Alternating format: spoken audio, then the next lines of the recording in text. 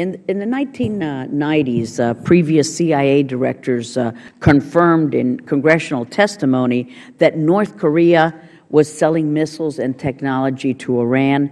In 2013, former State Department official David Asher testified before our committee that a cooperation agreement signed in 2002 between North Korea and Iran was the keystone, his phrase, for the North Korea-designated nuclear reactor built by Iran proxy Syria, which was destroyed in 2007. And throughout the years, there have been a litany of reports confirming Iran-North Korea collaboration on nuclear and ballistic missile technology, as well as the presence of Iranian and North Korean scientists and technicians at the test of these weapons in their respective countries.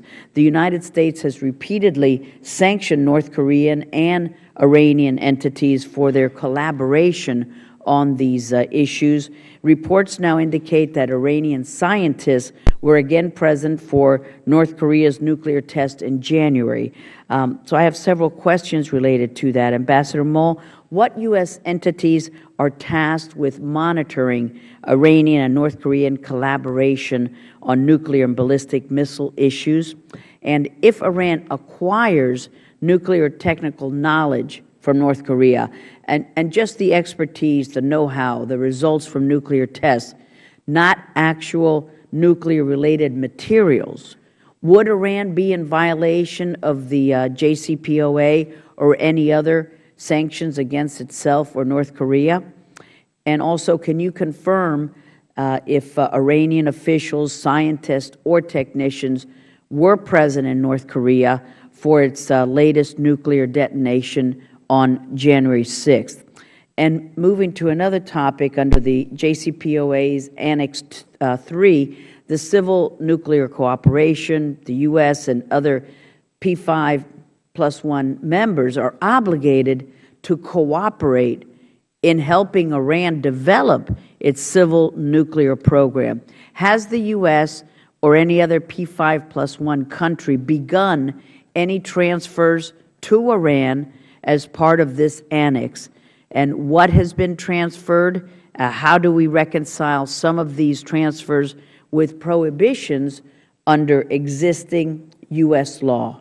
And lastly, the U.S. no longer seems to care as much about Iran's human rights atrocities and its support for terrorism worldwide, because the administration seems solely fixed on giving Iran a good report card on complying with the nuclear deal. If you could comment on that as well. Thank you, gentlemen.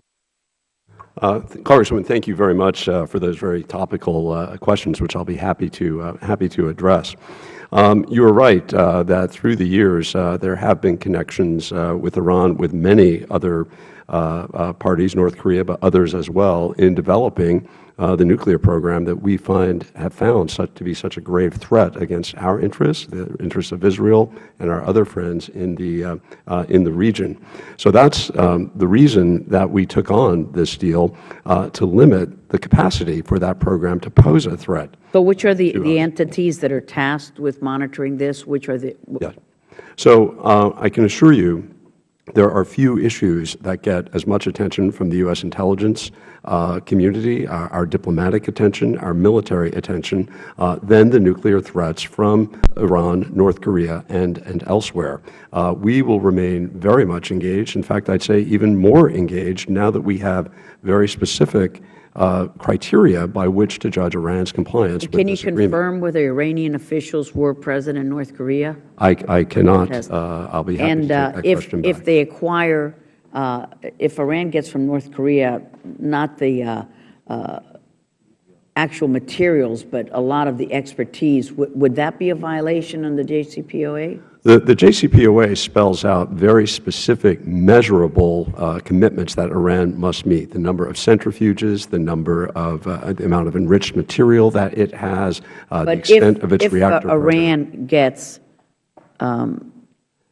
know-how, advice, etc., results from tests, but not material itself. Is that a violation? Not specifically mentioned in the agreement, but however, in the agreement, Iran committed to refrain from all research aimed at developing a nuclear weapon. If we had reason to believe they were not complying with that, we have all the full range of opportunities to respond. Just quickly, have we begun any transfers to Iran on this, the third annex, the civil nuclear cooperation? That annex does not require civil nuclear cooperation. It allows as appropriate. The United States has not provided any material. However, we will be co-chairing a working group of the P5+1 that will review Iran's development of a new Arak reactor to make sure that it does not. And Mr. Smith, just one note: you are not overlooking the human rights record. You're not overlooking their support for terrorism throughout the region, throughout the world. No, ma'am. We continue to be very engaged in Iran's human rights abuses and its support for terrorism. We've already designated many of the principal actors in Iran, many of the principal entities that had engaged in human rights abuses, and we continue to follow the evidence. Thank you, sir. Mr. Deutsche, Florida.